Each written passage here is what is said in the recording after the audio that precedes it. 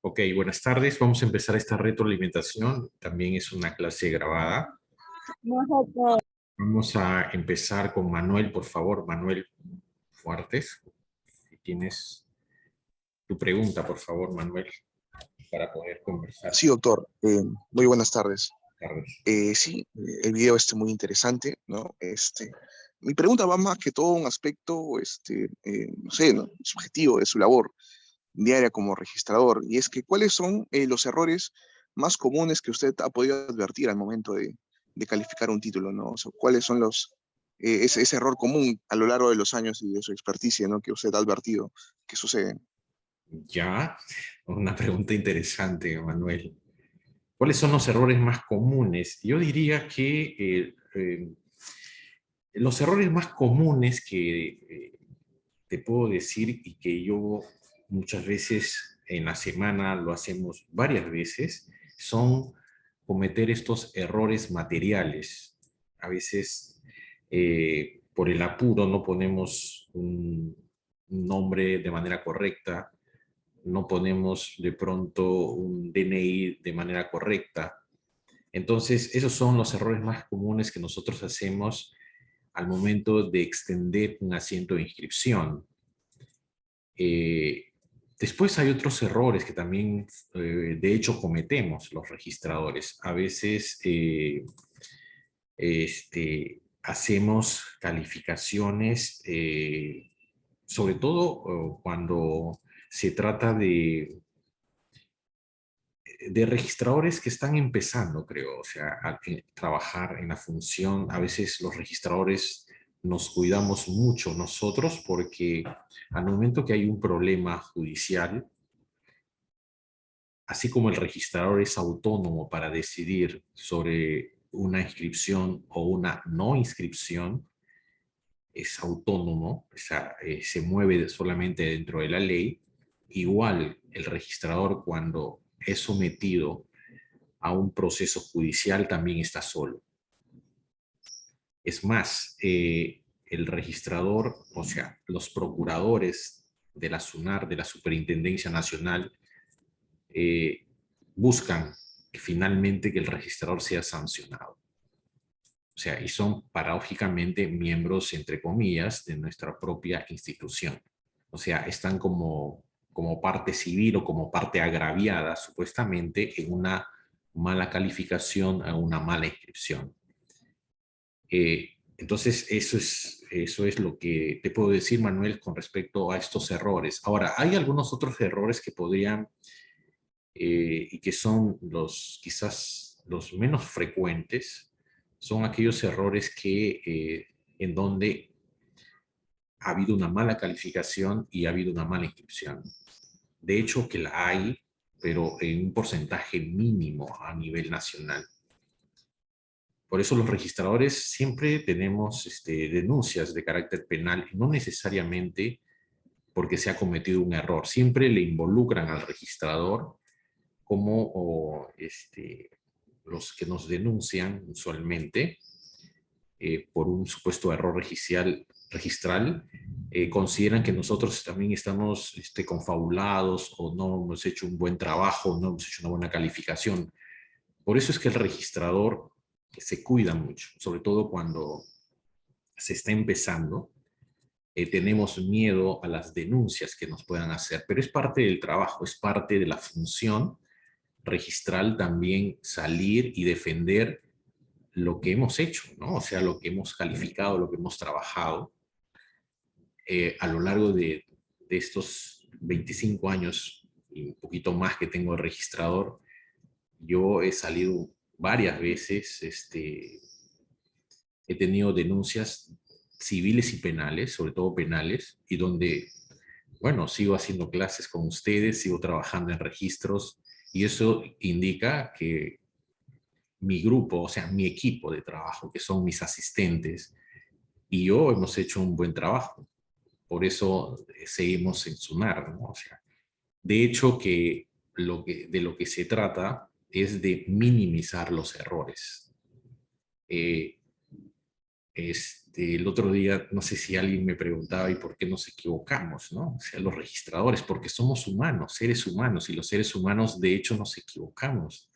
Cometemos errores. El registrador no está exento de cometer errores, pero yo creo que los errores que se puedan cometer son errores no intencionados. O sea, en ningún momento el registrador tiene el propósito de causar un perjuicio a nadie.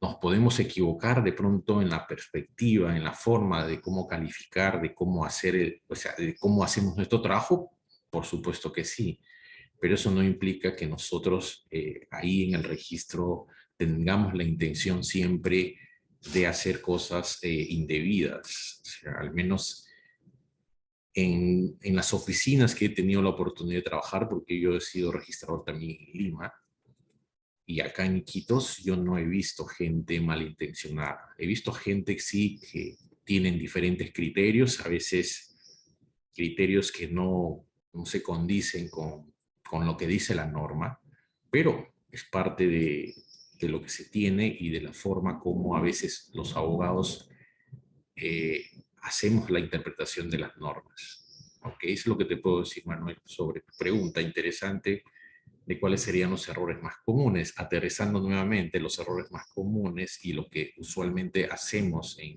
nuestro trabajo semanal es hacer correcciones de datos, o sea, correcciones por una mala inscripción, en el sentido de poner un nombre equivocado, una letra de más o una letra que falta, un número que falta en un DNI, esos son los errores frecuentes.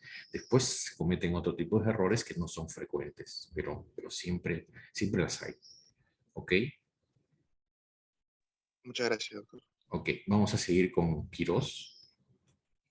Doctor, buenas tardes. Buenas Voy a tardes. hacer un pequeño comentario con respecto al video, doctor, ¿ya? Okay. El procedimiento registral, como ya sabemos, ¿no? Tiene 3 etapas: la etapa de la presentación, la etapa de la calificación registral, que es la etapa no más importante del procedimiento, y por último tenemos la inscripción registral. El primer efecto de la inscripción es la publicidad, el segundo efecto es la legitimidad y el tercer efecto es la fe pública registral. El cuarto efecto es la inoponibilidad. En la calificación registral se va a determinar si se incorpora o no un acto o derecho al registro. Y con respecto a su definición legislativa, ¿no? Lo encontramos en el artículo 31 de la Ley General del Reglamento General de los Registros Públicos. Y con respecto a la naturaleza jurídica, nos dicen, ¿no?, que no es una función judicial. Esto quiere decir que no resuelven conflictos de interés ni incertidumbres jurídicas. También no crea cosa juzgada. Con respecto a la jurisdicción voluntaria, las decisiones de los registradores se deciden en la vía civil. Esto es con respecto al caso de España. Y la jurisdicción administrativa, cuando las decisiones del tribunal registral se discuten en última instancia en un contencioso administrativo. Y ahora quiero hacerle una pequeña pregunta, doctor. Ya, ok. Con respecto a que estaba leyendo, como hice mi monografía y recuerdo eso, ¿no? Que estaba leyendo con respecto a ¿por qué no se encuentra redactado el documento especial con respecto o sea, ¿por qué no se encuentra redactado en nuestro Código Civil el principio registral el principio registral de calificación? Quisiera que me respondas, por favor. De calificación, a ver, creo que está, bueno, nosotros decimos que está en el 2011.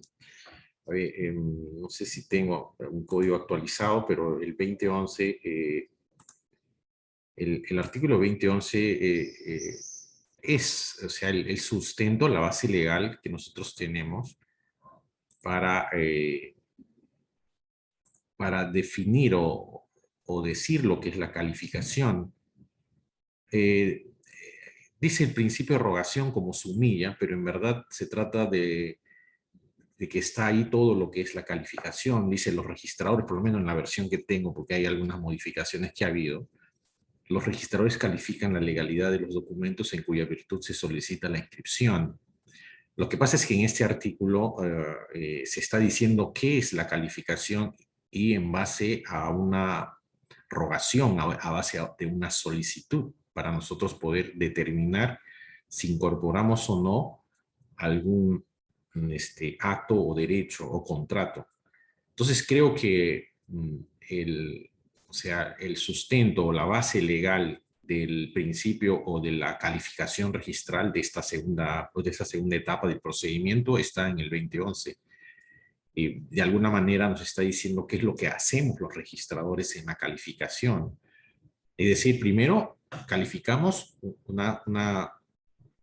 sea, se hace la calificación en base a una solicitud, a una rogación. Ahí nosotros vamos a calificar la capacidad de los otorgantes y vamos a calificar la validez del negocio jurídico. ¿Ok? Y vamos a hacer además vamos a calificar en función de los antecedentes registrales y de los asientos de los registros públicos. O sea, ahí está recogido la que es la calificación registral. O sea, no es que en el Código Civil no haya nada de la calificación, más bien hay otros principios, por ejemplo, el de especialidad, el principio de voluntariedad, no están recogidos en nuestro Código Civil. ¿Ok? Me esperan un momentito, por favor.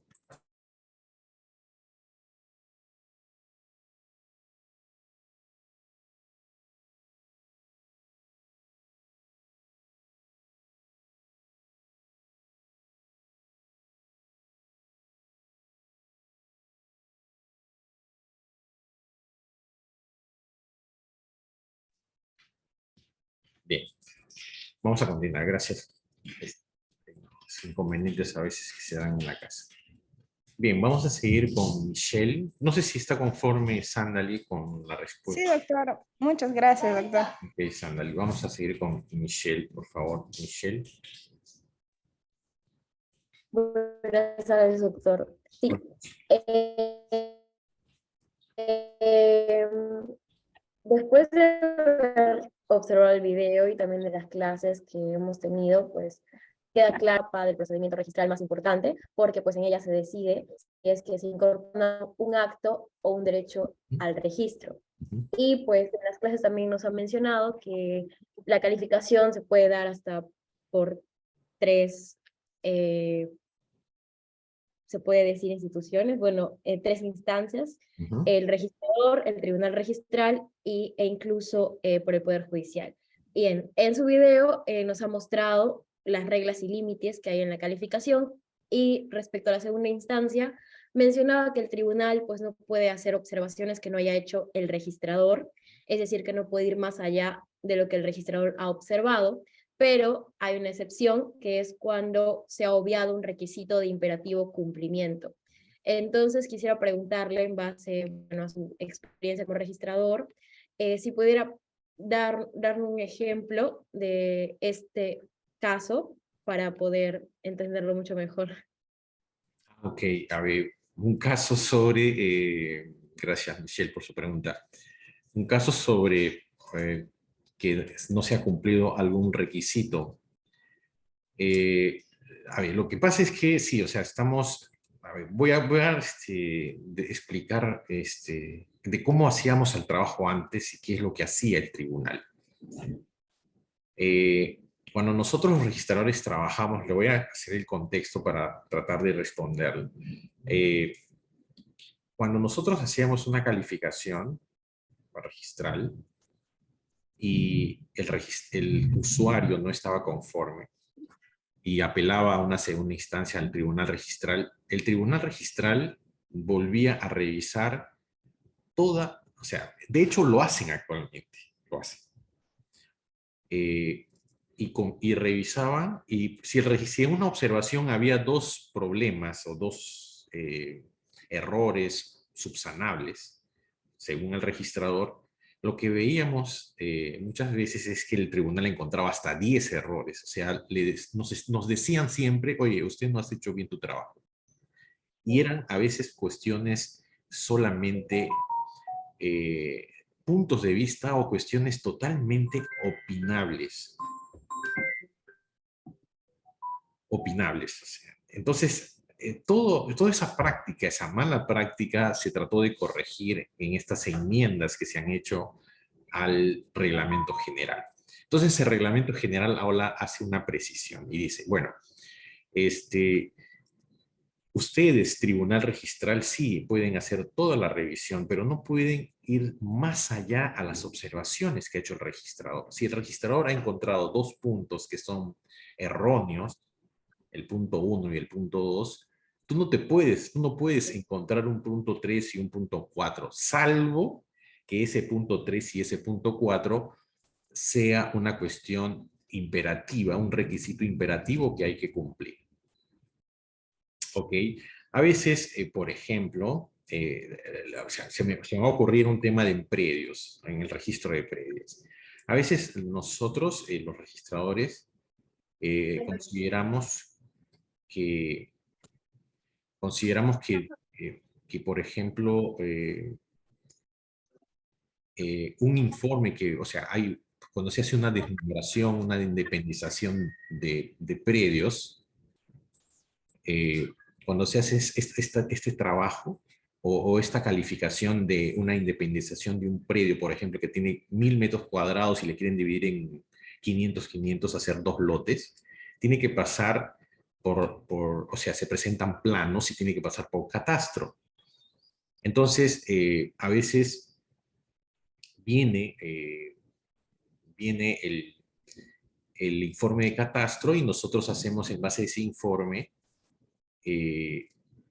hacemos una observación, o sea, porque ese informe es vinculante, en la parte técnica es vinculante para nosotros. Entonces nosotros hacemos las observaciones que hacen los ingenieros. Muchas veces lo que he visto es que el tribunal, o sea, y a veces hay subsanaciones a estas observaciones que se hacen con respecto a esta documentación de planos y memorias descriptivas que hay. Entonces, cuando hay esas subsanaciones y nuevamente vuelve o nosotros hacemos una observación técnica o ya más jurídica, perdón, o sea, hacen la subsanación y nosotros hemos encontrado defectos jurídicos porque cuando se hace una independización pueden haber 2 tipos de errores. Puede haber errores técnicos que tienen que ver con las memorias y los planos que se presentan para hacer una desmembración o una independización, y hay errores exclusivamente jurídicos. Entonces, cuando nosotros a veces consideramos que está bien ya la subsanación de estos planos, de estas subsanaciones que se hacen a la red ejecutiva hacia los planos, sucede muchas veces que cuando apelan al tribunal, o sea, estamos todavía no en una segunda instancia, cuando apelan al tribunal, el tribunal nos revisa y he visto resoluciones del tribunal en donde dicen, nos enmiendan la plana y nos dicen, ustedes no han enviado como un requisito de procedimiento, ustedes no han pedido una ampliación, o sea, ellos encuentran algo que técnicamente está mal, entonces ellos dicen, no han encontrado, o sea, ustedes tienen que pedir una ampliación al área de catastro para igual subsanar el error. O en todo caso, ya para hacer una cuestión mucho más sencilla, a veces nosotros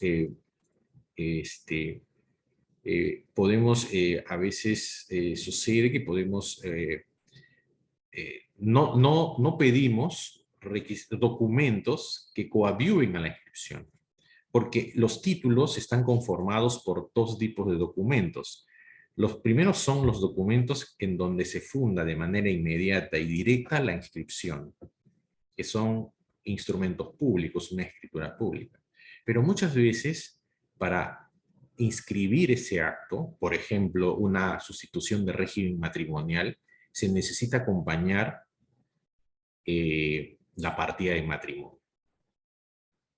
Es requisito. A veces los notarios lo insertan en la escritura, otras veces no lo insertan, sino lo acompañan en documento aparte. O sea, una certificación, una copia certificada del acta matrimonial.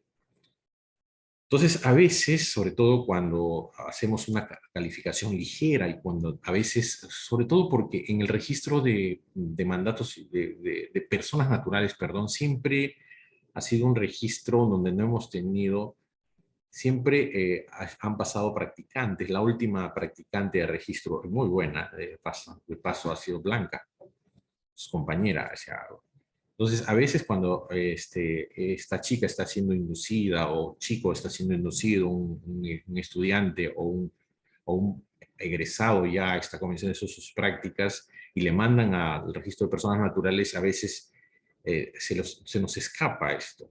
Entonces, cuando hay una apelación, si hubiera una apelación y nosotros no hemos pedido otra cosa y no hemos solicitado, por ejemplo, este documento coadyuvante para la inscripción, que es el acta matrimonial, el tribunal te va, el tribunal o sea, si encontramos dos defectos, el tribunal te va a decir, hay un tercer defecto que no has pedido y es imperativo que lo hayas pedido. ¿Ok? No sé si con eso te he podido contestar, Michelle. Sí, doctor, muchas gracias. Ok. A ver, vamos a seguir con Joyce Panaifo. Bien, buenas tardes, doctor y compañeros. En esta oportunidad voy a dar un comentario y posteriormente formular una pregunta respecto al tema de la calificación registral. Bien, para comenzar, me gustaría citar una frase que se dijo en el video, que es que la calificación registral es mucho más que el principio de legalidad, ¿no? Esto en virtud de que para que el registrador pueda cumplir con inscribir los actos que se solicitan y darles publicidad, debe asegurarse de que pues dichos actos sean válidos y cumplan con lo exigido por la ley. Es así que a través del principio de legalidad, el registrador analizará si el acto o contrato que se busque inscribir cumple con la forma documental requerida, si las partes tienen capacidad y si el acto es válido. Sin embargo, no basta con realizar el análisis en función a la legalidad del acto, sino es necesario pues mirar dentro del registro y verificar que no existan actos inscritos incompatibles con el acto que se solicita inscribir. Esto pues debido a que una de las finalidades de la inscripción es que la realidad extrarregistral pues sea acorde con la realidad registral.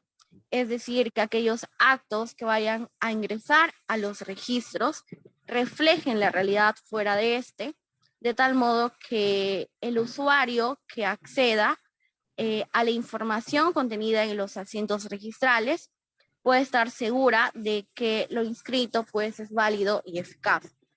Bajo este contexto, entonces, la función de calificación que realiza el registrador público es la columna vertebral pues del sistema registral. Pues de realizarse una deficiente calificación, nos podríamos o se podría dar lugar a títulos nulos e ineficaces, ¿no? Que no harían que el registro cumpla con su objetivo, que es la publicidad. Ahora, en el video se menciona dentro de los alcances de la calificación registral, usted señalaba respecto de la calificación de resoluciones judiciales que el registrador no puede formular observaciones a un juez cuando se dé el caso de que, por ejemplo, no haya competencia, de que no haya adecuación del título con los antecedentes, cuando existan obstáculos. De manera que el registrador solo puede pedir aclaraciones a un juez a través de un oficio. Entonces, mi pregunta es que si al igual que en el caso de la calificación de resoluciones judiciales, cuando se trate de documentos administrativos, si el registrador no podrá cuestionar el fondo de los documentos presentados a los registros. Es decir, si nos vamos a encontrar o estamos frente a una calificación registral limitada. Sí, bien. Eso lo ha establecido últimamente, me parece que a través de un precedente, de que también en el caso de resoluciones administrativas, la calificación también es limitada. Pero eso ha nacido a partir de la jurisprudencia registral. No hay una norma que nos diga expresamente, o sea, norma, o sea, me refiero a norma dictada o por la SUNAR o por el Congreso, una norma que señale que en caso de documentos administrativos, la calificación tiene que ser limitada. Lo que pasa es que el tribunal, eso, los registradores, quizás la mayoría de registradores a nivel nacional no estamos de acuerdo, porque cada resolución administrativa que vemos son descabelladas. Y bueno, y el tribunal dice, es una cosa práctica, dice, eso es responsabilidad de ellos, no es responsabilidad del registro. Pero nosotros, o sea, lo que pasa es que el tribunal, yo soy un registrador por inscripción, yo facilito, yo siempre he tratado de que la gente no tenga trabas en el registro.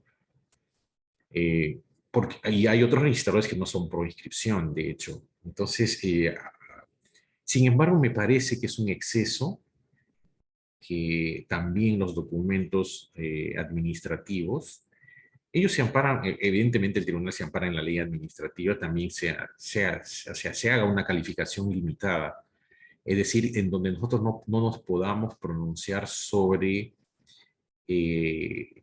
los considerandos de la resolución administrativa y las decisiones que toman las resoluciones administrativas, o sea, el funcionario público.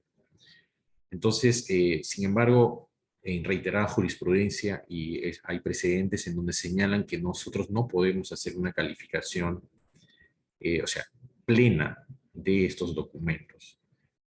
Y eso, dándole la responsabilidad, diciendo, bueno, si es una cuestión que está mal hecha, que es una decisión que está mal tomada, es un problema de la administración y no del registro.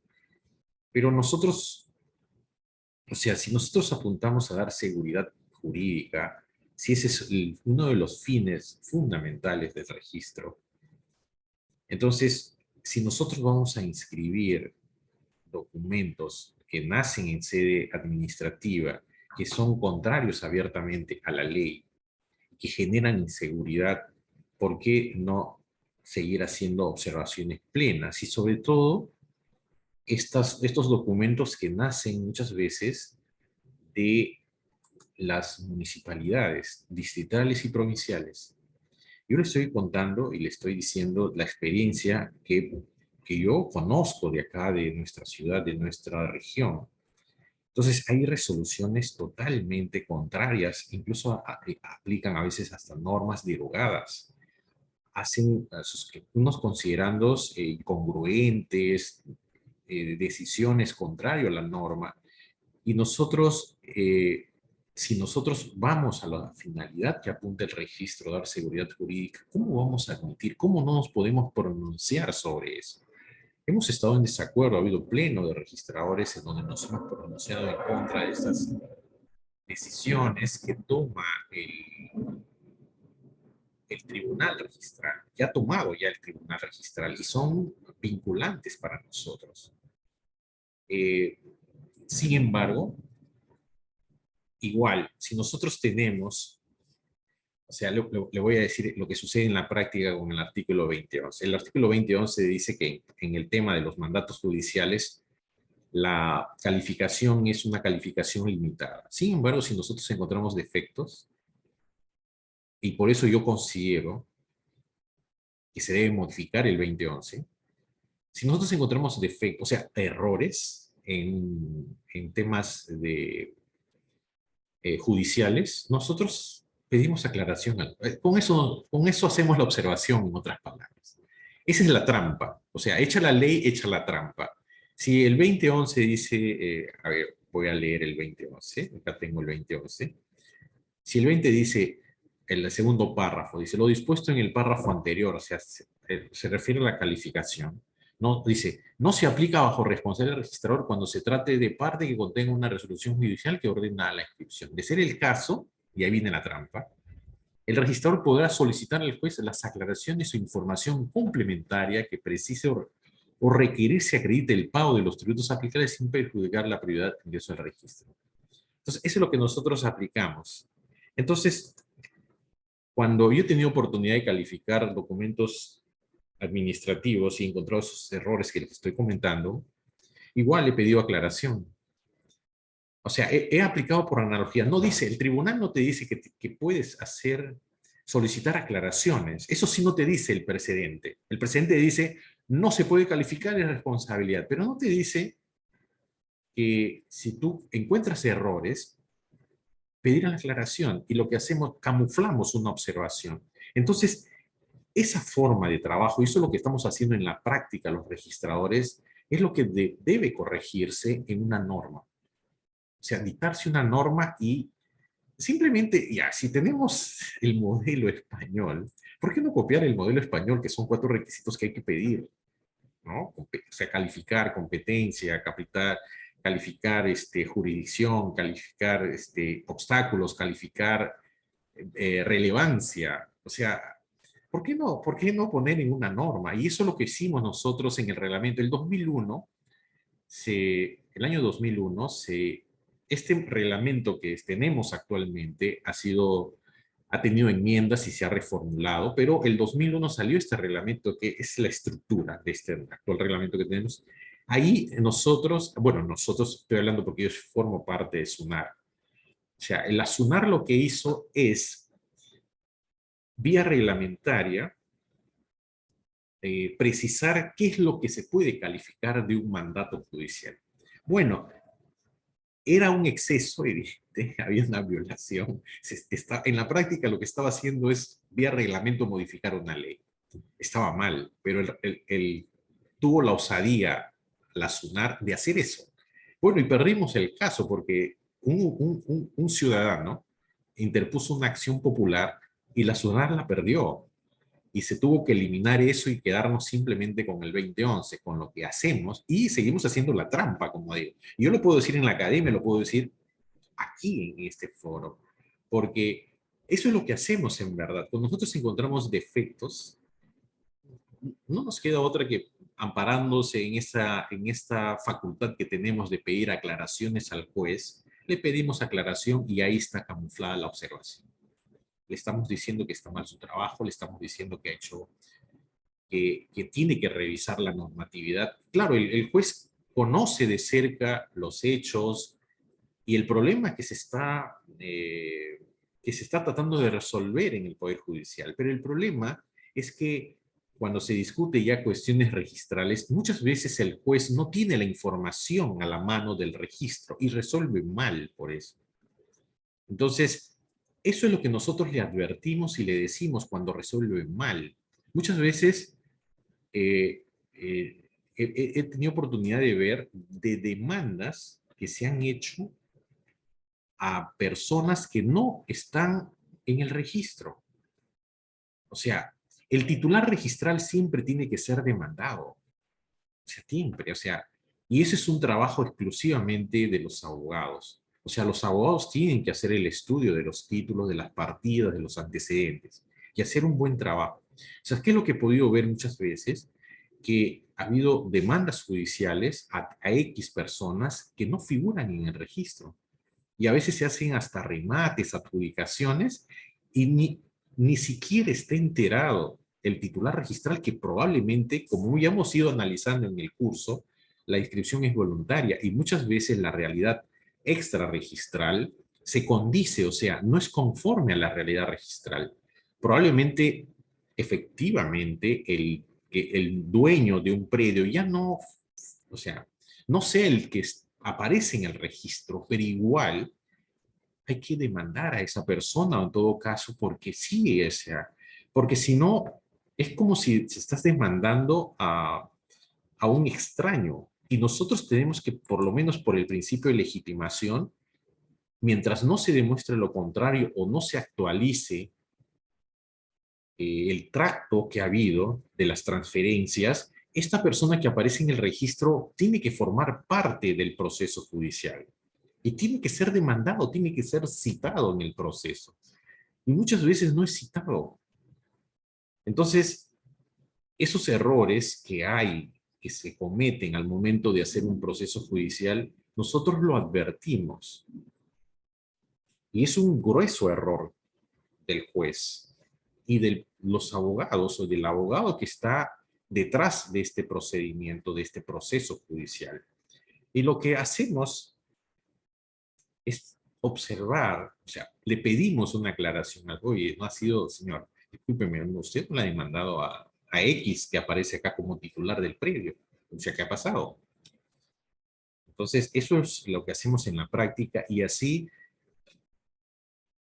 igual, en los documentos que nacen en sede administrativa, igual lo podemos hacer y yo lo hago. O sea, yo lo hago. O sea, si tengo el 20, quien puede lo más, puede lo menos. O sea, si yo puedo aclarar, yo puedo pedir aclaración. Yo puedo pedir aclaración al juez, ¿por qué no le puedo pedir a un funcionario administrativo que es menos que el juez? En el sentido de que los jueces deciden y dicen el derecho que el funcionario tiene su ámbito de acuerdo a sus funciones, pero el juez es mucho más. Entonces, si yo tengo esa posibilidad de pedir aclaración al juez, ¿por qué no le puedo pedir al funcionario administrativo? Es más, en algunos casos, en el procedimiento de prescripción, ahora voy al tema notarial, ya que ha hecho esa pregunta administrativo, pero voy a un tema notarial que también es álgido y es problemático, y que está saliendo también normas del tribunal en donde nos dicen que es un problema del notario, y que estamos generando inseguridad desde mi punto de vista. Entonces, ¿qué sucede? Los notarios, violando el Código Civil, prescriben, o sea, hacen prescripciones de condóminos, es decir, de copropietarios, que está prohibido en la ley. Entonces, el tribunal en reiterada jurisprudencia ha dicho que nosotros no podemos, si el notario hace eso, es problema del notario. Es problema del notario, pero ¿qué estamos dando? Inseguridad. O sea, el tribunal registral, desde mi punto de vista, es mi opinión exclusivamente personal, está dando inseguridad al admitir ese tipo de prescripciones de estos malos notarios que de hecho hay, que permiten que copropietarios, condóminos prescriban, y eso está prohibido por el Código Civil. Porque se sustenta, bueno, ese es un problema del procedimiento notarial y eso nosotros no nos podemos inmiscuir.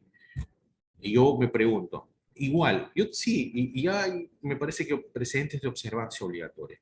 Yo no veo eso, o sea, yo soy registrador de personas jurídicas y naturales y no de predios, pero a veces veo predios. Entonces, si hay ese tema, si yo le puedo observar, o sea, pedir una aclaración al juez, o sea, si yo le puedo pedir una aclaración al juez, ¿yo no le puedo pedir al notario sobre ese tema? Por supuesto que sí.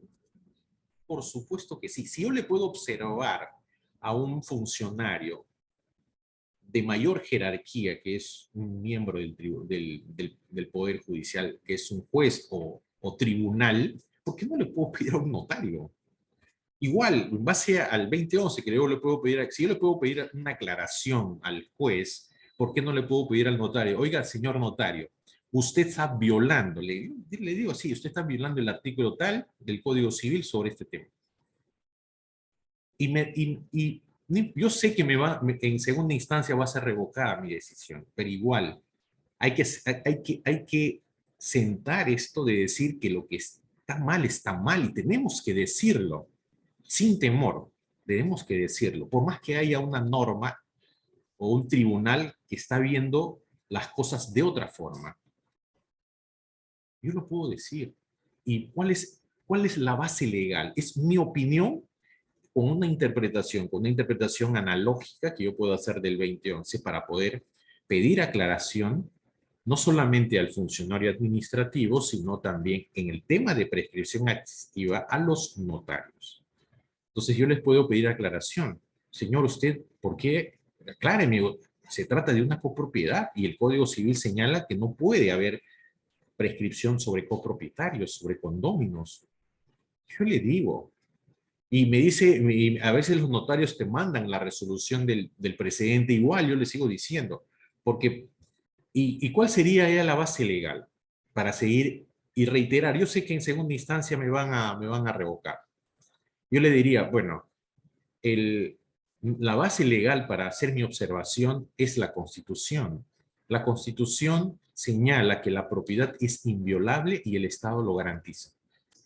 En estos temas, de estas prescripciones de condóminos, abiertamente se está violando el derecho de propiedad, se está violando un derecho constitucional de las personas. Y es paradójico y es lamentable que el tribunal registral de nuestro país, ni el tribunal que a mí me ordena las inscripciones, que yo estoy sujeto a él, está mal en esa parte. Nosotros le hemos argumentado desde nuestra zona y le hemos dado nuestro punto de vista que se está violando primero una norma imperativa del Código Civil y se está violando un principio fundamental que es la inviolabilidad de la propiedad y la obligación que tiene el Estado de garantizar. No lo quieren ver, es increíble. Así, bueno, eso es lo que hay en nuestro país y lamentablemente en el tribunal, y yo no tengo ningún temor de decirlo acá, lo que pienso. Y cuando yo hago mis observaciones sobre ese punto, igual hago esas argumentaciones y tengo las argumentaciones, tengo las herramientas. Y por una interpretación que yo haga y que yo me puedo apartar de ese precedente, yo no puedo ser sancionado porque es mi opinión, porque yo estoy sustentando mi observación, mi aclaración en la Constitución. La Constitución está por encima de decisiones de malos funcionarios que pueden haber en la administración pública. Y de hecho las hay. No crean que todos podamos ser buenos, ojalá todos seamos buenos. Pero a veces hay malas perspectivas sobre ciertos trabajos que hay que hacer, ciertas cosas, hay que facilitar totales problemas. Pero si nosotros damos seguridad, se entiende que el registro tiene que evitar conflictos. Pero si el registro permite que se inscriban actos contrarios a leyes y normas imperativas, estamos dando inseguridad. Hay que reflexionar, hay que repensar las cosas. No podemos quedarnos simplemente en hacer interpretaciones literales de las normas. Hay que saber repensar las cosas y los abogados tenemos que tener esa capacidad. O sea, ¿ok? Creo que, no sé si te he respondido, Joyce, sobre el tema. Sí, doctor, está muy claro. Muchas gracias. Ok, a ver, vamos a seguir con Edwin. Doctor, buenas noches, ¿se me escucha? Sí, claro. Sí. Sí, doctor, se ha mencionado que una de las características de la calificación pues es la obligatoriedad, que se refiere a que el registrador siempre pues decide, ¿no? Si se incorpora o no al registro el acto que se pretende inscribir. Pues si seguimos este aforismo, el principio de iura novit curia, que establece que que no puede decidir si se incorpora o no el acto o derecho al registro por algún vacío o ausencia de una norma de carácter general. Yo quisiera preguntar, pues, ¿en qué caso existen estas lagunas jurídicas registrales? ¿A qué recurren los registradores, pues, para que puedan llenarlas y que puedan decidir? A ver, en tema del procedimiento, o sea, cuando no es un tema, o sea, cuando se va a discutir temas del procedimiento en sí, estamos hablando del procedimiento de inscripción, si hay algún vacío, lo aplicamos, como la hay, o sea, ya en este curso lo hemos dicho, el recurso de reconsideración que está en la ley administrativa. Bueno, nosotros en la práctica, en el registro lo llamamos, o sea, en nuestra jerga, lo llamamos la recalificación. O sea, el usuario tiene derecho al margen del recurso de reconsideración que hay en la ley administrativa, nosotros supletoriamente aplicamos. Es decir, el usuario tiene el derecho de decirte, señor registrador, recalifica mi título. Usted se ha equivocado y el usuario tiene el derecho de decirte, usted se ha equivocado en estos puntos, señor registrador, y vuelva a revisar el tema. Entonces, esa es una forma en cómo se está llenando un vacío que no lo ha hecho el procedimiento y la superintendencia nunca ha querido regular el tema del recurso de recalificación o el recurso, este recurso de reconsideración que en la práctica lo es, que no tiene plazo. ¿Cuál es el plazo para presentar la recalificación o entre comillas reconsideración? Es el plazo de la... Se puede presentar dentro del plazo que se puede subsanar la observación. Le preciso esto porque no es igual. Lo que pasa es que hay un plazo para subsanar las observaciones y hay un plazo que tiene el asiento de presentación que es un poquito más, 5 días más nos dan. Pero el usuario tiene 5 días menos. Entonces, el usuario tiene el derecho de presentar este recurso de recalificación para volver a recalificar, volver a revisar, sobre todo en los puntos en que incide el usuario diciéndonos que nos hemos equivocado. ¿Ok? Esa es una forma. Ahora, cuando ya se trata, por ejemplo, no sé si me he entendido bien, en el caso de calificar la relevancia de un acto inscribible o no. O sea, uno de los requisitos para inscribir un acto derecho contrato es que sea relevante. Relevante en el sentido de que sea un acto inscribible. O sea, la relevancia lo dice la ley, no lo dice el registrador. Y la relevancia está en función de que sea la ley la que señale que sea un acto inscribible o no. Entonces, ¿qué pasa cuando de pronto, porque también en algunas normas dice, estos actos expresamente señalan que no se inscriben? Sin embargo, el acto que nos trae no está ni en los actos no inscribibles, pero tampoco está en los actos inscribibles. No sé si me estoy dejando entender. O sea, por ejemplo, en el reglamento de sociedades se señala qué se inscribe y qué no se inscribe. Pero ¿qué pasa si hay algo que no está ahí? Que no está ni en uno ni en lo otro. Y te solicitan una inscripción. ¿Qué cosa haces? Ahí yo pienso, como una vez un antiguo registrador jefe zonal, el doctor Raúl López del Águila, que lamentablemente falleció en la primera ola de esta pandemia. Yo recuerdo cuando yo siempre digo, yo entré al registro cuando tenía 31 años, recuerdo. Entonces él siempre nos decía, porque él fue registrador también, bueno, si no afecta a nadie, nos decía, si no afecta a terceros ni a nadie, ¿por qué no escribir un acto? Nos decía, escríbanlo, no hay ningún problema. Entonces, en ese sentido, o sea, si no tenemos, o sea, si no está dentro de los actos inscribibles y tampoco está prohibido, o sea, no lo prohíbe porque expresamente muchos reglamentos prohíben qué es lo que no se inscribe. Entonces, si no está ahí, hay un vacío, evidentemente. Entonces, fácil, el criterio, desde mi punto de vista, es ver si el acto va a afectar a terceros. O sea, si la inscripción de ese acto que te solicitan va a afectar a terceros, o en todo caso, simplemente se hace por publicidad. A ver, hay un caso, no sé si encaja, que hace poco lo conversé con una registradora, una compañía de trabajo, y me pidió mi opinión. Lo que sucede es que hubo una transferencia de propiedad, o sea, A le vende a B.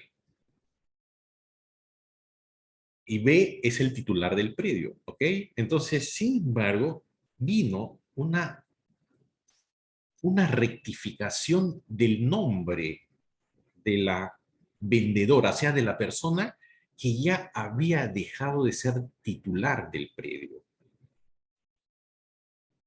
Y el proyecto que le alcanzaba su asistente a la registradora era de una tacha sustantiva. O sea, una denegatoria, o sea, se consideraba insubsanable, porque esta persona, este asiento ya no está vigente y no tiene sentido, en principio, hacer una rectificación de una persona que ya no es dueña de un predio. Entonces, yo le comenté el caso de jurídicas. Yo le digo, en personas jurídicas, desde que yo trabajé en Lima, en la época que yo trabajé en Lima de registrador, a veces nos pedían a nosotros rectificación de nombres de juntas de directivos ya de directivos que no estaban vigentes de una asociación. O sea, de hace 5 o 10 años atrás.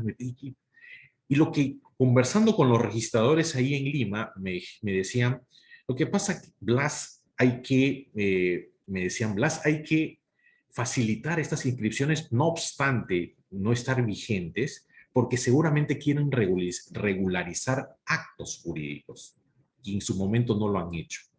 Y por eso necesitan que sus nombres, sus DNI estén correctos. Y eso tiene que figurar por publicidad en el registro.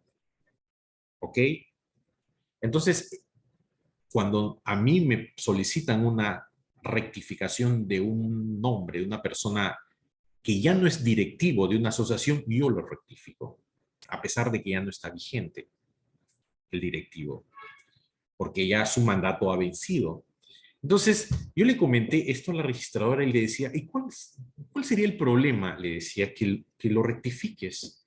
De pronto hay algo que está pendiente por hacer y se necesita que su nombre y su DNI estén correctos. O sea, simplemente eso. No le vas a convertir con esa rectificación en propietaria del predio, ni tampoco vas a modificar índices. Le dije. Ahora, yo no sé, me parece que esa fue su decisión, la de inscribir, me parece.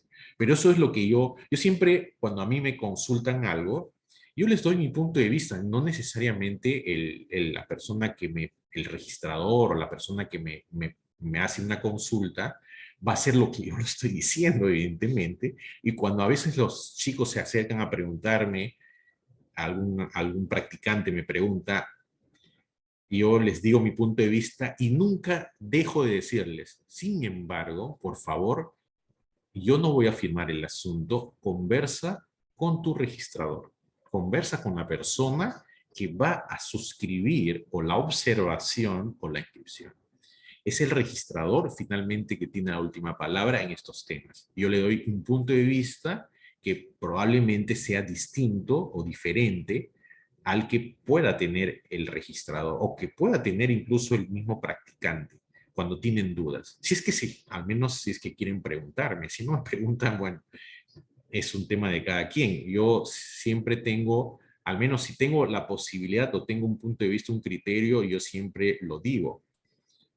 ¿Ok? Entonces, eso es lo que hacemos, Edwin, con respecto a tu pregunta. No sé si por ahí, si te he entendido bien, por ahí va tu pregunta. Sí, doctor. Sí, no Ya. se preocupe. Ok. A ver, vamos a seguir con Daniel Ruiz. Doctor, buenas tardes, ¿me escucha? Sí. Perfecto. Doctor, justamente mi pregunta iba en la misma línea de lo que usted estaba explicando y más que todo, pues era respecto a las tachas sustantivas, ¿no? Que nos indica que siempre se va a formular esta tacha siempre y cuando el acto o el derecho no sea inscribible. En este caso, doctor, la, la presentación de esta tacha sustantiva es obligatoria o puede ser, como usted lo dijo, o sea, puede ser con respecto a otra consideración del registrador en rectificarlo o, o subsanar algunos errores que lo presentan, ¿no? O sea, más que todo la pregunta era por ahí. O sea, si es que, o sea, tu pregunta va si es que cuando se hacen tachas sustantivas, y sobre todo en función de la relevancia del acto, ¿a eso te refieres, Daniel? Sí, doctor.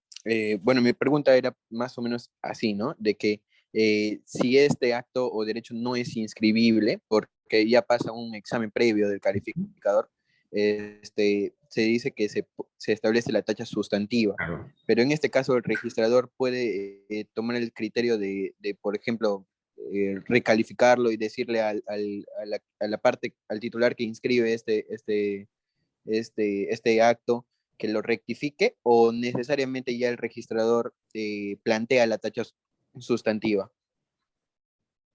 A ver, yo ahí me estás dando algunas luces de cómo se podría trabajar en estos temas. O sea, si hay un vacío, si nosotros tenemos, o sea, no lo prohíbe expresamente una norma registral o una norma legal, no lo prohíbe.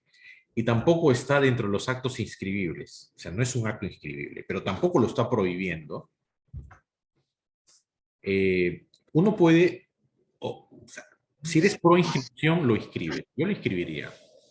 Ahora, pero si eres más cuidadoso, hay algunos registradores que tienen temor todavía porque a veces las auditorías, el problema es que cuando nos hacen auditorías a nosotros los registradores lo hacen contadores, no profesionales, o sea, a mí me gustaría que me haga el tribunal, ¿no? O sea, una persona que supuestamente, entre comillas, está por encima de uno, que te haga una revisión y te diga, bueno, haga una revisión de tu trabajo, pero un contador, o a veces contratan abogados de fuera, externos, que revisen el trabajo técnico de un registrador. Es como pedir que a un juez lo evalúe un abogado externo, que no, ni siquiera tenga la especialidad, etcétera. O sea,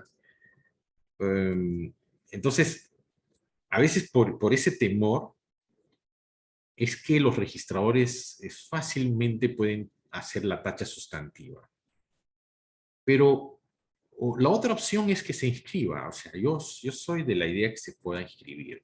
Ahora, sin embargo, se podría también pedirle una aclaración al usuario. Oiga, esto no es inscribible, no es un acto inscribible y de alguna manera pedirle que nos dé luces por qué lo quieres inscribir, ¿no?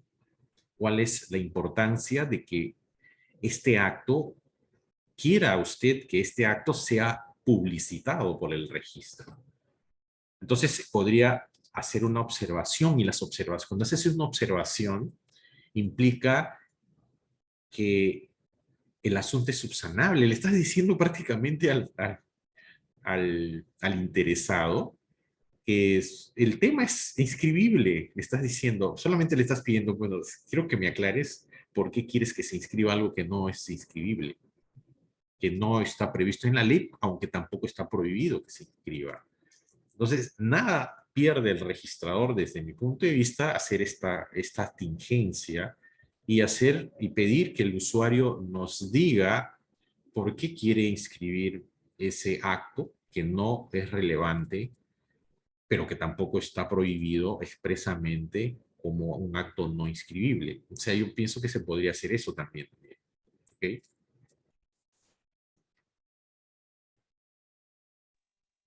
A ver, Gracias. ok, Zulita. Zulita, por favor. Buenas tardes, doctor. Buenas tardes. Quiero formularle una pregunta respecto a cómo se daría la presentación de una escritura imperfecta al registro, ¿no? Y en este caso, ¿cuáles serían las reglas de calificación por parte del registrador, ¿no? Sobre estas escrituras. A ver, las escrituras imperfectas son aquellas que se hacen ante un juez, a un juez en donde no existan jueces de paz, donde no existe dentro de los 10 kilómetros un notario. La verdad, le soy sincero, que en mi trabajo registral, no he visto, tal vez en algún momento, he visto una escritura imperfecta en mi trabajo de 25 años de registrador.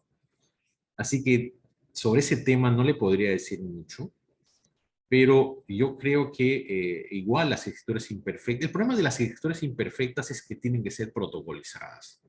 La protocolización implica que tiene que tener, o sea, tiene que ser, o sea, tiene que pasar por el notario finalmente. Esa es una cosa así.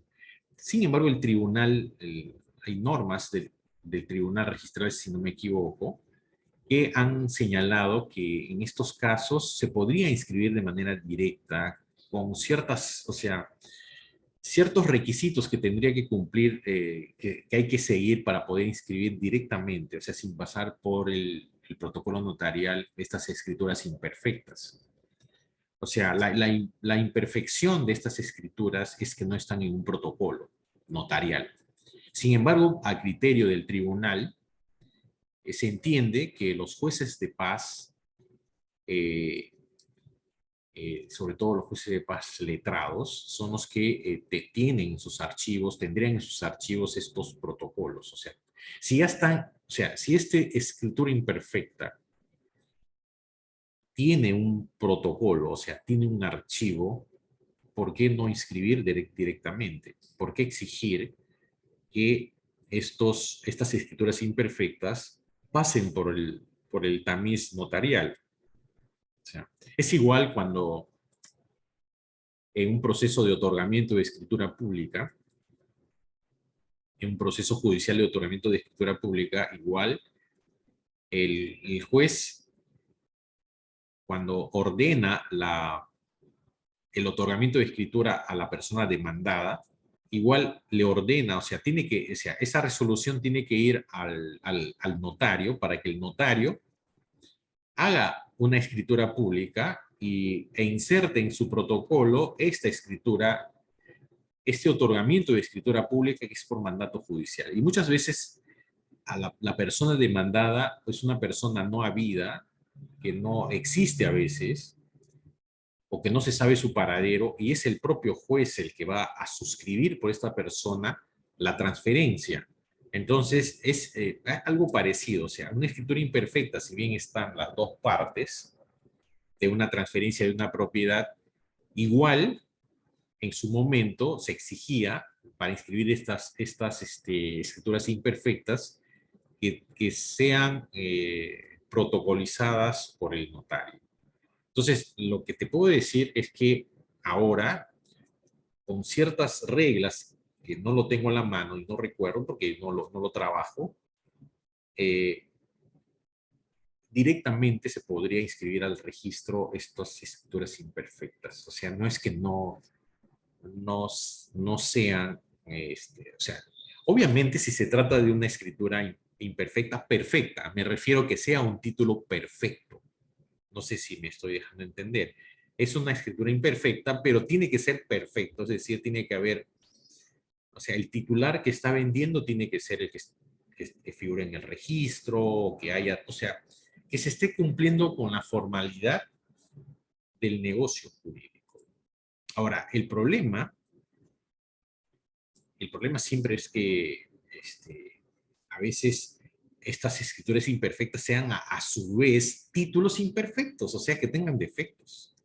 Entonces igual se va a tener que hacer las observaciones como se puede hacer observaciones como a cualquier escritura pública que tenga estos defectos.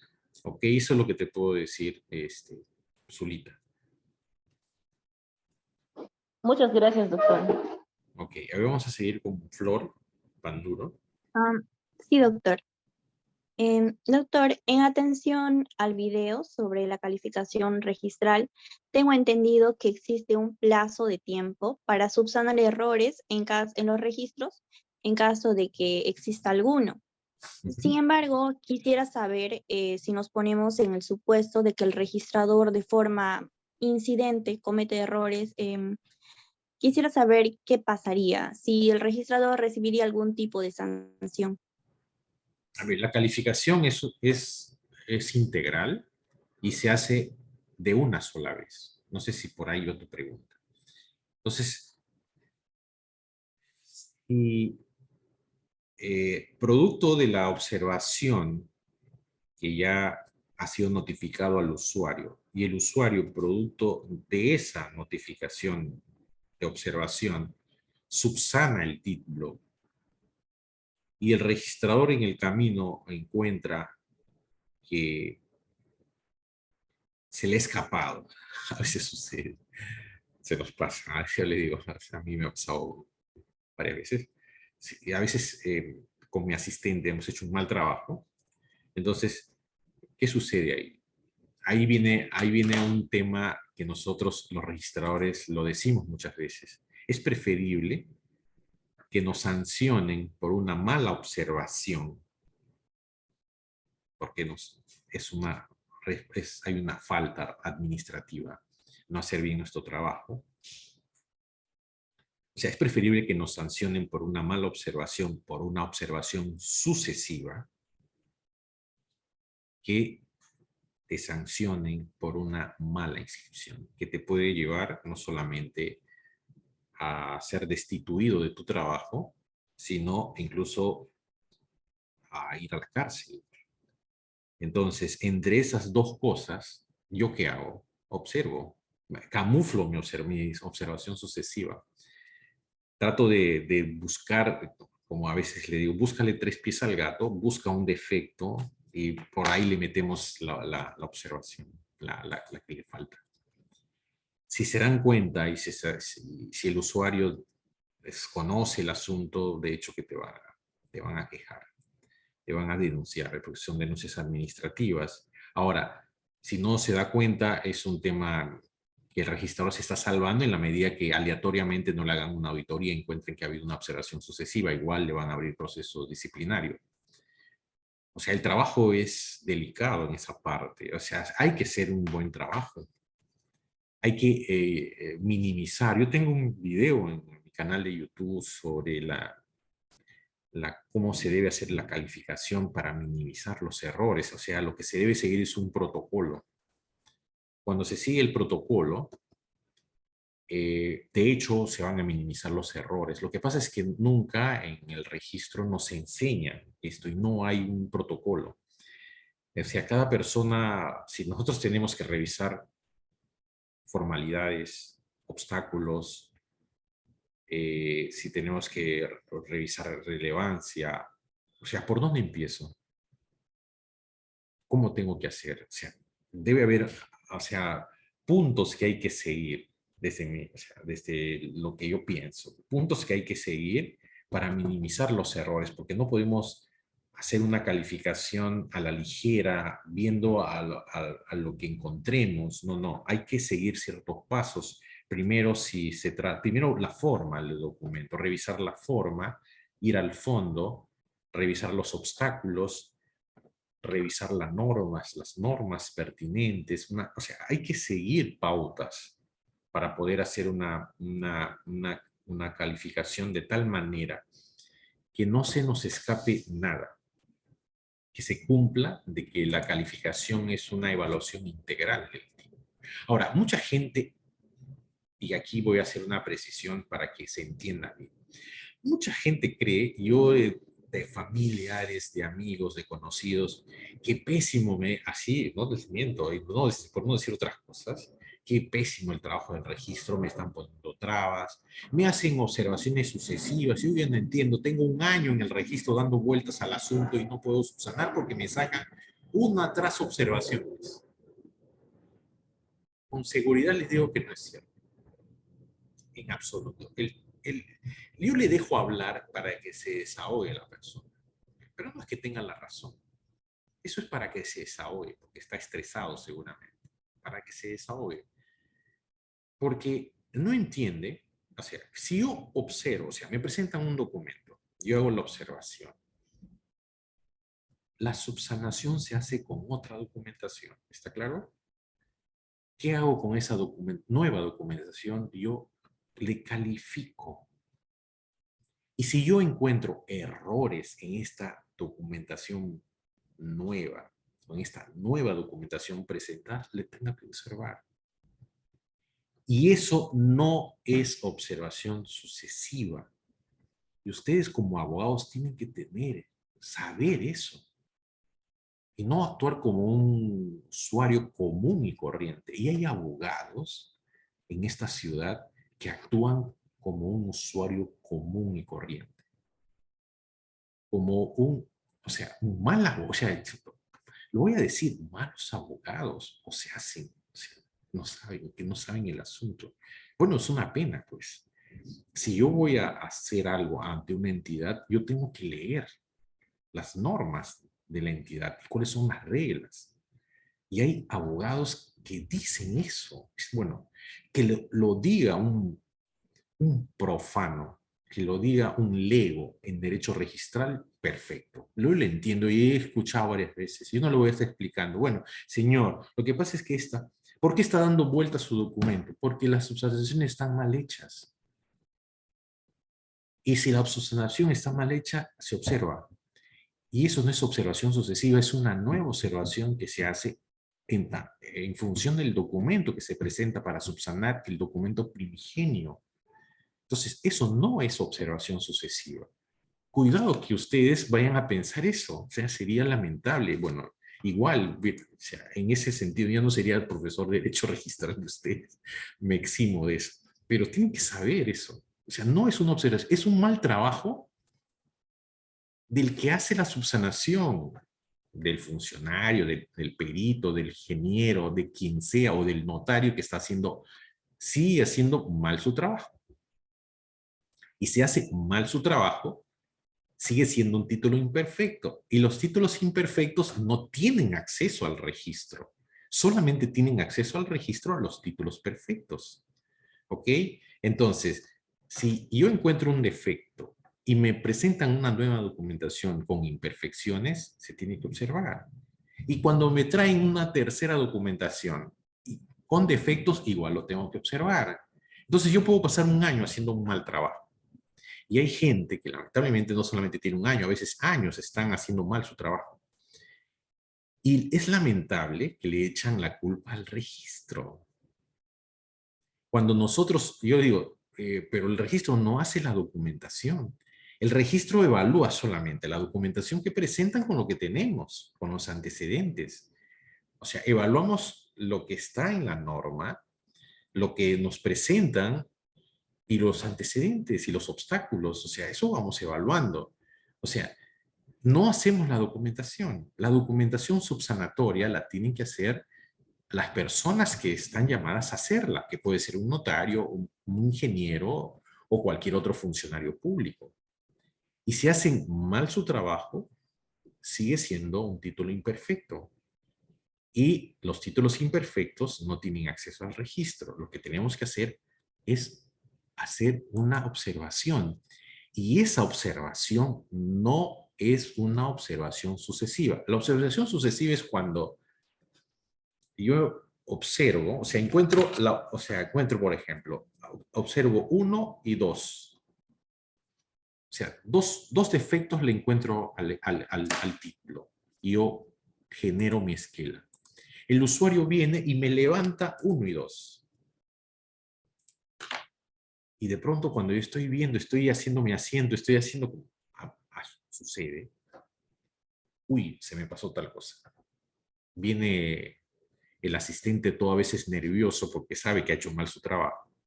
Y el registrador, obviamente, también ha hecho mal su trabajo. Pero viene más asustado porque él es el que ha proyectado el asunto, la esquela. Doctor, se me ha pasado el tema, se me ha ido, ¿qué hago? Hay que observarle, hay que observarle. O sea, tenemos que observar, doctor. Se me ha ido, se me ha pasado, doctor, disculpe. Bueno, o sea, a ti no te va a pasar nada, al registrador seguramente sí. Pero igual tenemos que sopesar, o sea, tenemos que hacer lo que hacen los economistas, ¿no? Los economistas, o sea, costo-beneficio. ¿Qué prefieres? ¿Que te sancionen por una mala observación o que te sancionen por una mala inscripción? Que te puede llevar al despido y la cárcel. El registrador va a preferir la observación sucesiva. Esa sí es una observación sucesiva. Cuando yo encuentro, o sea, yo en la primera calificación debía encontrar 1, 2, 3. Y solo encontré 1 y 2.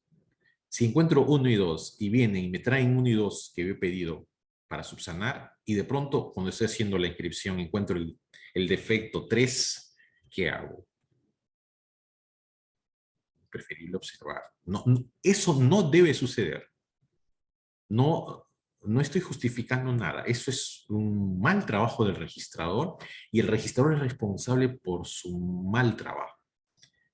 Y si le sancionan y le llaman la atención al registrador, lo tiene que asumir, tiene que hacer un aprendizaje para que tenga más cuidado en lo sucesivo, para que el asistente tenga más cuidado en lo sucesivo, que deje de hablar por teléfono, que deje de estar en el WhatsApp, que deje de estar teniendo distractores, porque si tienes distractores en el trabajo, haces un mal trabajo. Salvo que puedas hacer varias cosas a la vez, que tengas esa capacidad.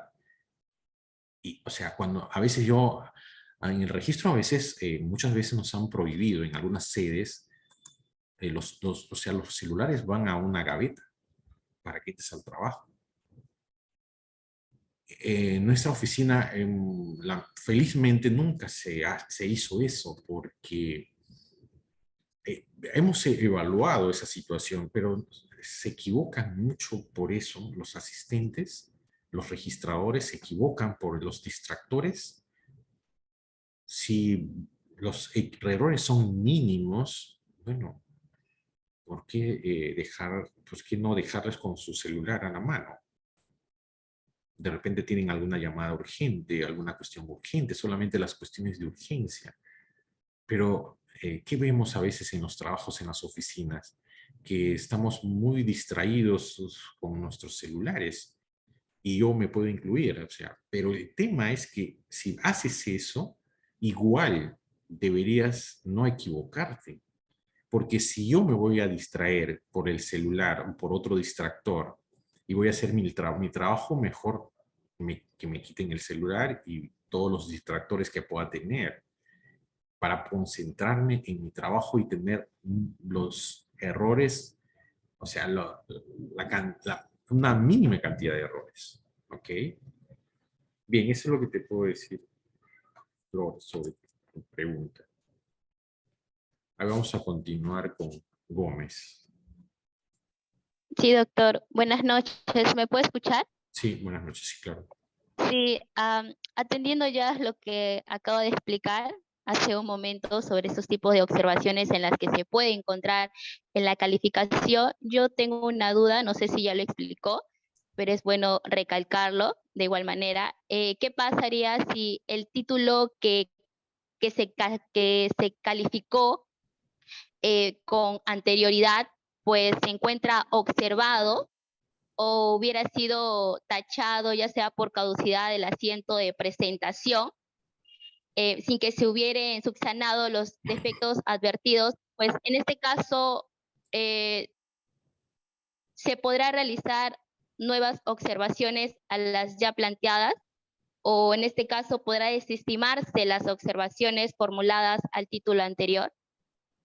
Ya, esa es una buena pregunta. O sea, a ver, o sea, ¿cuál es o sea, si yo fuera el usuario, porque yo conozco el asunto, o sea, por mi trabajo, o sea, a mí me hacen observaciones, me han observado 1 y 2, ¿ok? Vamos a seguir con el ejemplo. Me han observado 1 y 2. Pero yo sé que hay 1 y 2 y son cuestiones subsanables, pero que me van a demandar tiempo. Me van a demandar tiempo para subsanar y probablemente mi título vaya a la tacha procesal, o sea, a la tacha por vencimiento del asiento de presentación, ¿ok? Entonces, ¿qué es lo que es recomendable ahí? Una vez que el documento ha sido tachado de manera procesal por la caducidad del plazo de vigencia de presentación, del asiento de presentación, yo recojo y ya tengo la subsanación 1 y 2. Yo recojo y no toco nada, incluso está la esquela del registrador. Recojo la documentación tal cual el registrador me ha devuelto, con la anotación de tacha. Entonces, ¿qué hago? ¿Qué es recomendable hacer? Y yo les voy a enseñar eso porque yo no litigo y yo enseño a mis alumnos. Debo enseñar a mis alumnos, porque no debería. Ese secreto, o sea, secreto profesional, dicen muchos. O sea, ¿qué se debe hacer? No tocar la documentación que te devuelve el registro, no lo toques. Simplemente anexa la subsanación. ¿Me están escuchando? Tienen que tomar nota de eso.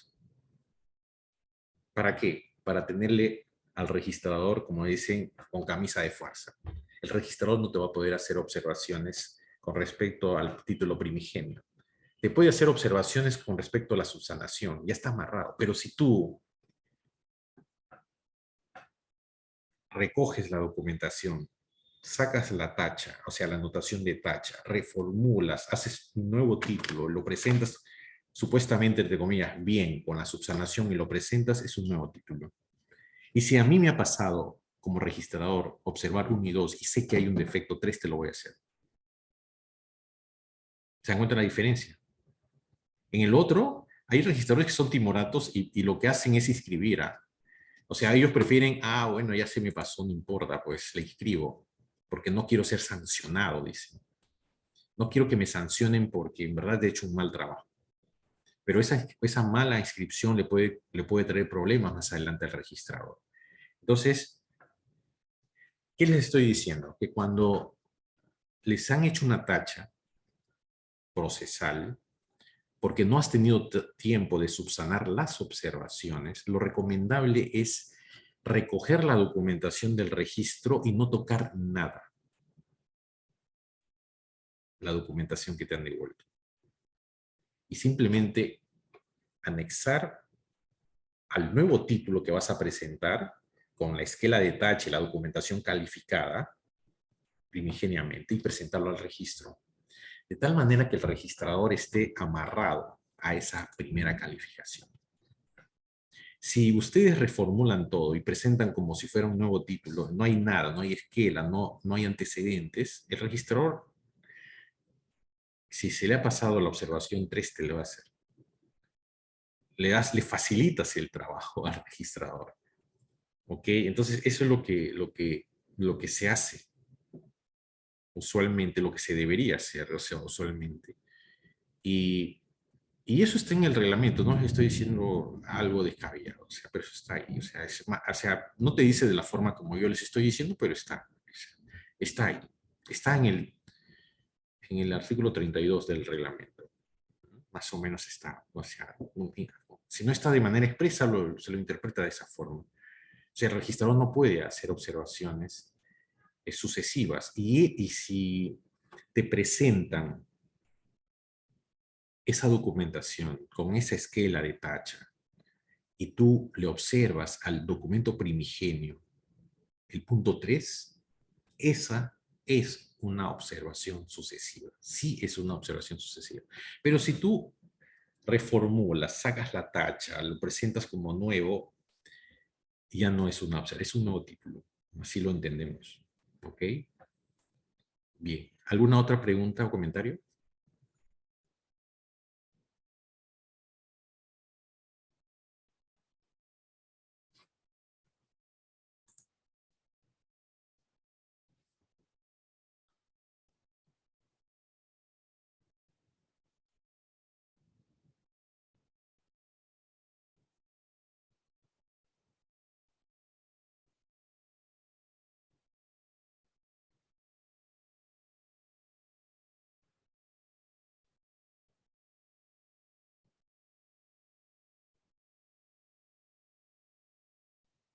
A ver, ahora vamos a seguir con Alan. A ver, Alan, por favor, ¿cuál es tu pregunta?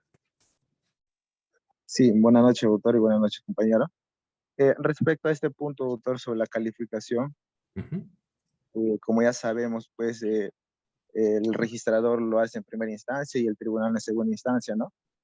O sea, nuestro sistema tiene este principio de doble instancia que conocemos, ¿no?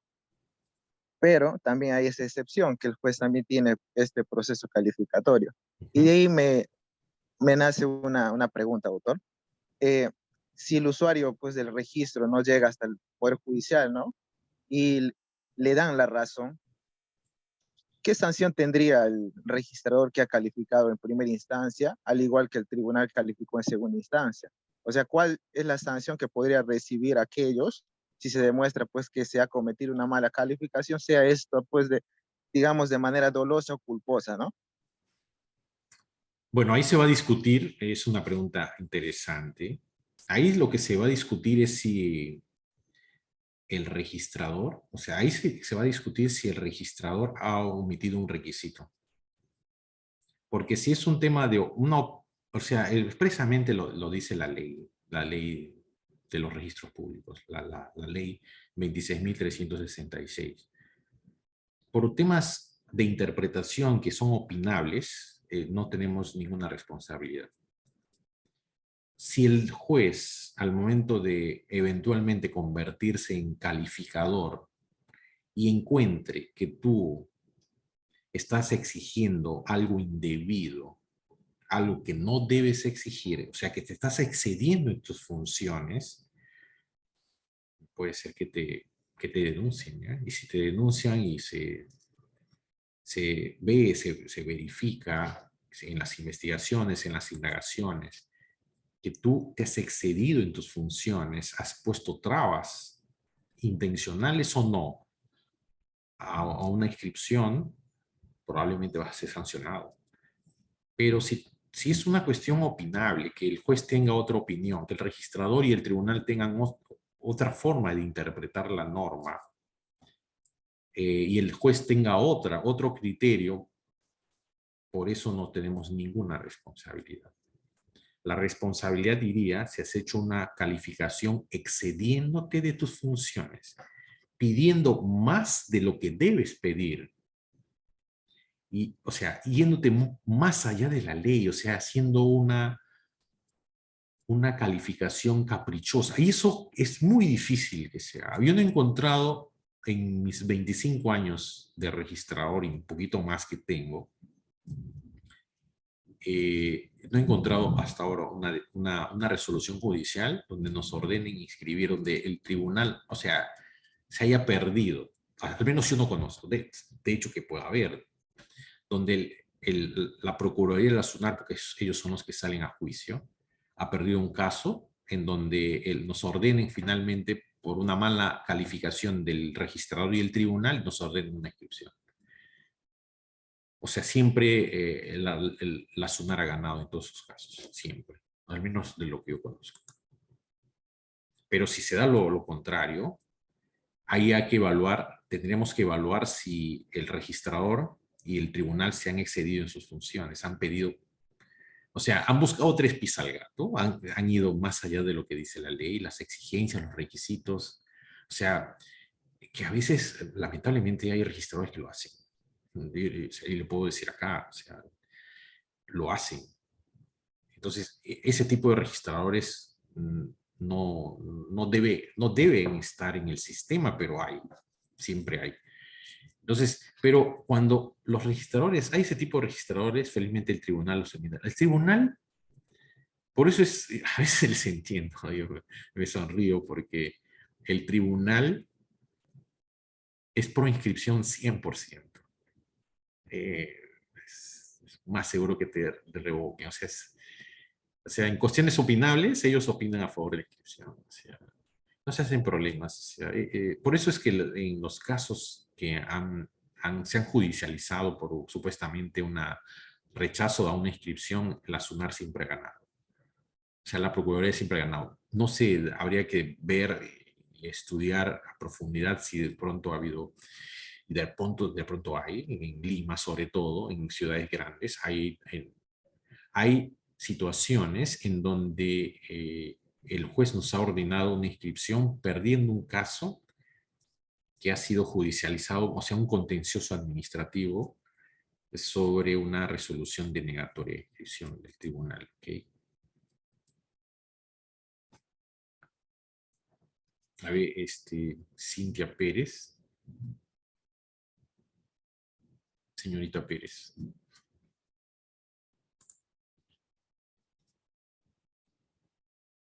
¿Cuál es su pregunta?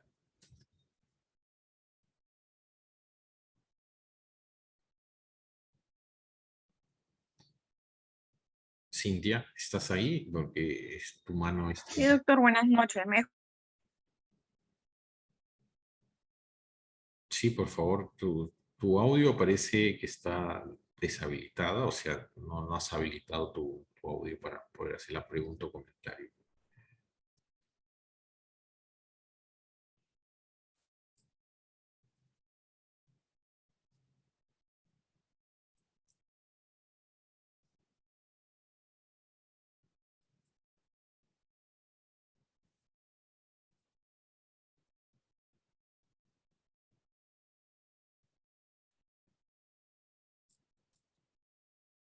Cintia tiene problemas de conexión. ¿Alguien más desea hacer alguna pregunta o comentario?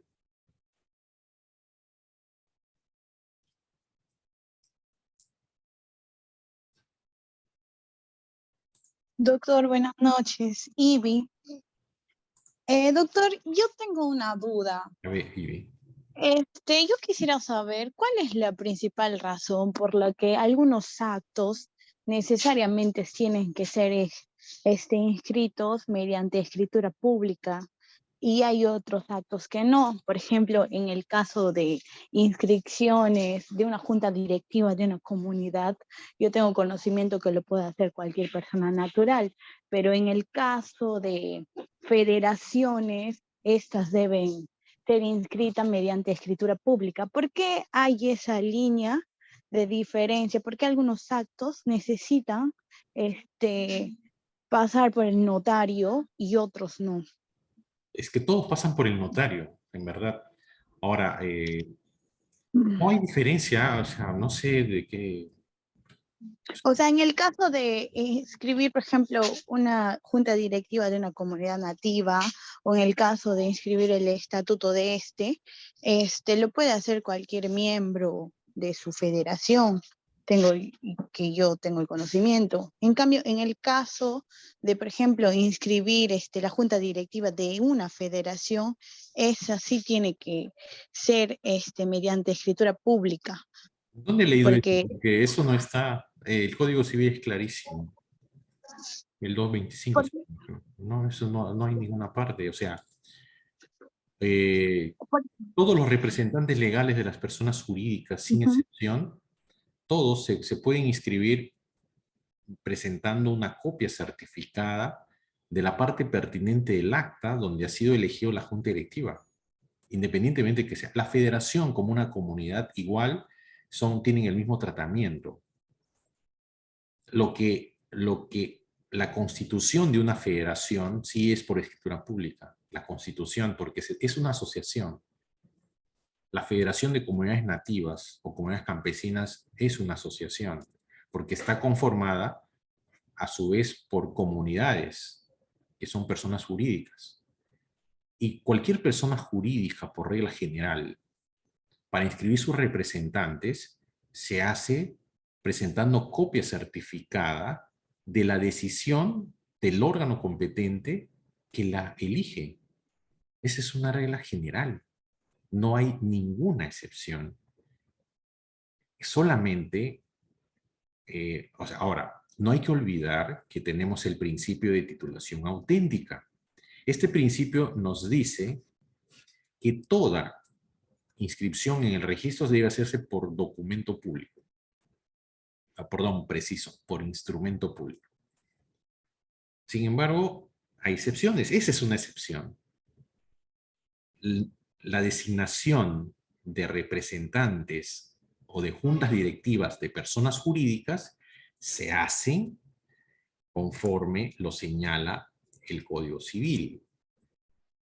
Y creo que tengo el Código Civil a la mano, le voy a dar lectura del artículo pertinente. O sea, es clarísimo lo que señala el Código sobre el tema de personas jurídicas. Es el artículo 228, decía el 2025, es el 2028. El 2028 lo voy a leer para que entienda que no hay ninguna regla y no hay ninguna regla que yo conozca que se haya modificado. Dice, la constitución de la persona jurídica se inscribe en el registro correspondiente a su domicilio, regla general. No se requiere, y esta es la regla, no se requiere el otorgamiento de escritura pública para la inscripción del nombramiento de representantes, mandatarios y otorgamiento de poderes. Para su inscripción basta la presentación de copia notarial certificada de la parte pertinente del acta en que consta el respectivo acuerdo. Dice, en la constitución de personas jurídicas, modificación de estatutos o reglamento que importe un cambio de nombre, el derecho a la reserva de preferencias registrales de nombre es aplicable por un plazo de 30 días, es otro tema. ¿Ok? Entonces, no hay ninguna regla que exija, en caso de federaciones, que el nombramiento de directivas se haga por escritura pública. Ok, doctor, ya entendí. Que no hay. Si alguien ha hecho alguna observación de ese tipo, bueno, ahí ese es un exceso, o sea, esa es una mala calificación. Hacer algo contrario a lo que señala la ley, algo a lo que señala el estatuto de una persona jurídica. Cuando calificamos personas jurídicas, y eso es lo que no entienden los integrantes de las personas jurídicas, y a veces yo me sonrío porque incluso el Colegio de Abogados de Loreto estamos hablando de un gremio de abogados. Entonces, si un gremio de abogados lleva mal su propia institucionalidad, entonces, ¿qué se puede esperar de otras personas jurídicas en donde no son profesionales del derecho? Entonces, ¿qué se puede exigir de una comunidad nativa o campesina? Que a veces son iletrados o a veces no necesariamente, o a veces apenas hablan el idioma castellano. Entonces, ¿qué se puede esperar? O sea, entonces, ¿qué sucede? Y no entiende a veces la gente que está involucrada en estas personas jurídicas. No leen su estatuto o no han discutido su estatuto. Cuando se constituye una persona jurídica, hay que discutir los estatutos. No te puedes ir a un notario que te haga tu estatuto. Y eso sucede con los comuneros, con las comunidades campesinas y nativas. Estas ONG, yo no sé si usted trabaja por ahí, señorita, estas ONG hacen pésimo trabajo.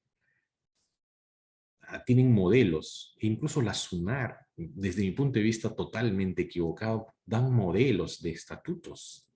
Claro, porque hay leyes desde mi punto de vista inconstitucionales que señalan que la organización de las comunidades tiene que hacerse de acuerdo a ley, entre comillas, pero no olvidan un segundo párrafo que señala que el Estado está obligado a respetar la identidad de las personas. Y cuando tú le impones a una comunidad modelos de estatutos que no se condicen con su idiosincrasia y realidad, estás violando su identidad. Entonces, las leyes del Estado, de estas dos leyes de comunidades campesinas y nativas, desde mi punto de vista, son inconstitucionales, porque violan la Constitución, porque deben ser leyes mucho más flexibles o más inteligentes. No es que no haya ley, pero en todo caso la ley tiene que tiene que ser conforme al respeto de la entidad. Pero si tú le das un modelo de organización, le dices que tiene que tener un presidente o un APU, un secretario, un tesorero, cuando ellos tienen otra forma de organización, estás vulnerando la identidad y la idiosincrasia de esos pueblos. Entonces, ahora, si ellos, si son impuestas estas, ¿cuándo han leído un estatuto? Y nosotros lo que hacemos en personas jurídicas, sobre todo en comunidades o asociaciones, o cualquier persona jurídica regulada por el Código Civil, cuando calificamos un acto que se pretende inscribir, calificamos estatuto, calificamos la validez de la convocatoria y si ha habido quórum para los acuerdos, para que los acuerdos sean válidos. Y cuando cuando se hacen malas convocatorias violando el estatuto es porque no han leído su estatuto. Ahora, mucha gente, y eso es lo más chistoso que he visto en las personas jurídicas, creen que es igual que un estado, es un mini estado, una persona jurídica. Entonces hay un poder constituyente y el poder constituyente es cuando tú estás acordando crear la persona jurídica y ahí tienes la libertad en tu asamblea de decidir qué es lo que quieres para tu persona jurídica, para tu asociación, tu fundación o tu comité o tu comunidad nativo campesina. O sea, tú discutes ahí, ves de acuerdo a tu identidad lo que quieres. Ahí hay un poder constituyente. Y luego, una vez que tengas estatuto, tienes que ceñirte a tu estatuto. Yo he visto acuerdos de asamblea diciendo, vamos a dejar de lado el estatuto y nosotros somos la máxima autoridad. Eres la máxima autoridad. Una asamblea sí es la máxima autoridad de una persona jurídica, sí lo es, pero conforme a su estatuto. O sea, tú no te puedes, si no te gusta tu estatuto y no puedes cumplir tu estatuto, cámbialo, modifícalo, pero no lo violes. Tú no tienes, la Asamblea General de Asociados no tiene esa potestad de señalar un acuerdo, de dejar de lado lo que diga su estatuto. Y lo chistoso es que hay estos tipos de acuerdos. Yo he visto estos acuerdos de estas asambleas. Si no, bueno, no queremos cumplir el estatuto, pues no lo hacen. Y hacen lo que quieren. Bueno, nosotros somos la máxima autoridad y nosotros hacemos lo que nos venga en gana. De acuerdo a nuestros intereses, a lo que queremos, para facilitar las cosas, violan su estatuto. Ese es cuando lo tienen claro que van a violar. Y otros simplemente no lo hacen porque desconocen, porque nunca han leído su estatuto. Hay comuneros que nunca han leído sus estatutos. ¿Por qué? Porque le ha hecho una ONG, porque lo ha hecho un notario. Nunca han discutido sus estatutos y pobrecitos, cuando van a inscribir un representante, una junta directiva, bueno, hacen lo que pueden y violan sus estatutos. Y nosotros lo que hacemos en el registro es calificar eso. ¿Ok? A ver, vamos a hacer la última. Ya, señorita Pérez, ¿ya está bien usted con su audio? Sí, doctor. Sí, doctor. ¿Me escucha? Sí, ok. Sí, doctor. Mire, mi pregunta es, doctor, por ejemplo, en su video he estado viendo que la calificación registral tiene varias características, ¿no? Y una de ellas, la segunda característica, que es la obligatoriedad. Esta obligatoriedad, pues, que se entiende, ¿no? Que el registrador siempre va a decidir, ¿no? O sea, como dice en el video, que el registrador le va a decir al usuario si va a incorporar o no en el registro, ¿no? O al registro su derecho o el acto que éste pretende inscribir.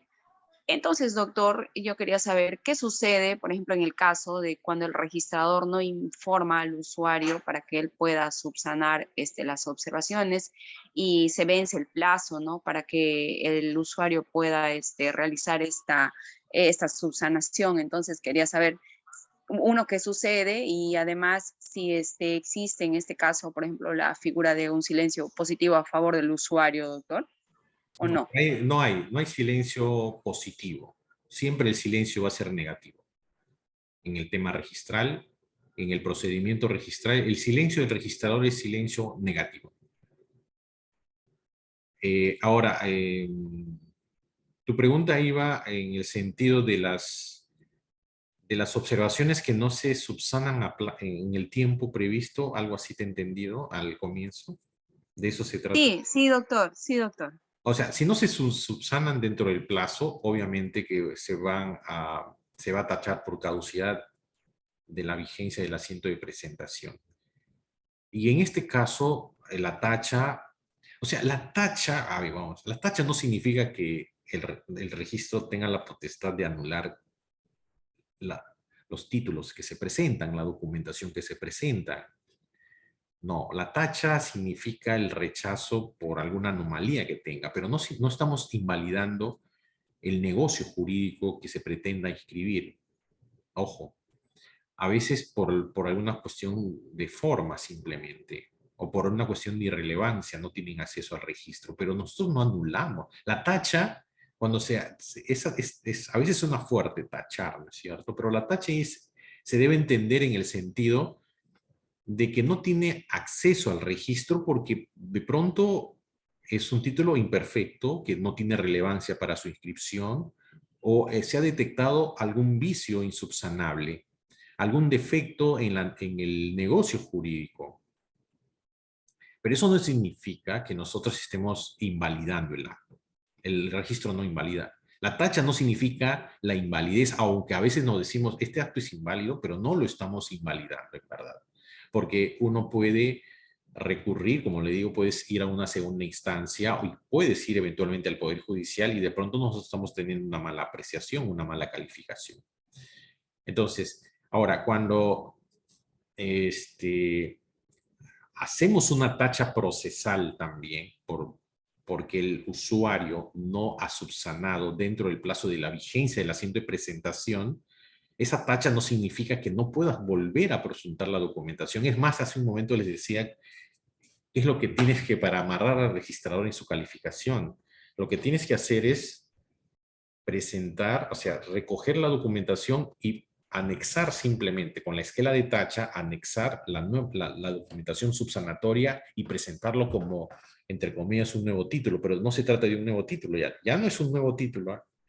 En el sentido de que ya hay una previa calificación sobre toda la documentación primigenia. O sea, no es o sea, en sentido estricto no es un nuevo, es un nuevo título, pero a su vez no lo es, así como a veces nos explicaba un profesor en filosofía. La respuesta es sí y no, nos decía, y nos explicaba por qué sí y por qué no. Entonces, sí es un título nuevo, porque lo estás haciendo en un nuevo trámite, pero no es un título nuevo en el sentido de que hay una documentación ya precalificada y que si va a manos del mismo registrador, tiene que respetar esa decisión. Tendría que respetar porque puede que lo conlleve a una observación sucesiva. ¿Ok? Bien, ya son las 7 de la noche. Yo tengo otra clase ahorita hasta las 10 de la noche con otro grupo de la maestría, así que vamos a terminar la clase. Yo les agradezco por esta retroalimentación de este tema. Entonces vamos a apagar la grabación. Les agradezco por esto y voy a pasar la lista de asistencia.